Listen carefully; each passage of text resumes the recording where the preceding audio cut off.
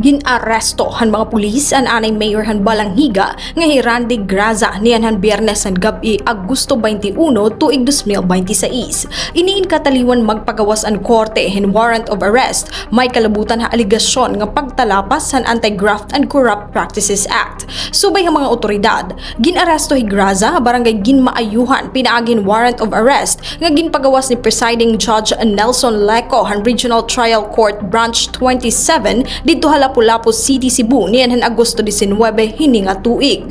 Hiyain na atubang hakaso han ginaaligar nga pagtalapas han Section 3E ngan 3H han Republic Act 3019 o Anti-Graft and Corrupt Practices Act.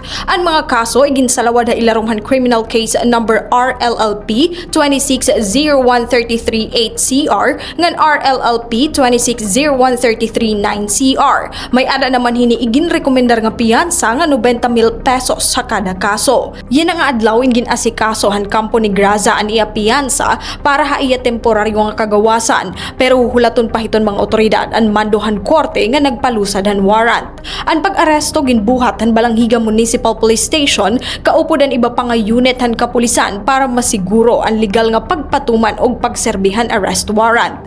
Waring magpagawasan mga otoridad hin iba pa nga detalye ha partikular nga rason han pagdakop kan Graza pero hadto anay inahidabi iniha kontrobersiya may kalabutan ha pagpalitin lote para hindi tutukod unta ang evacuation center han bungto. Pero kapag kaya na, diri pa klaro kung may direkta ini nga kalabutan ha mga kaso nga sakop han bago nga warrant of arrest. Higraza ay nagserbi nga mayor han bungton Balanghiga niyan han tuig 2017 tubtub tuig 2022. Tikang habungto han Balanghiga, Heidi Opada, Eastern Summer News Service.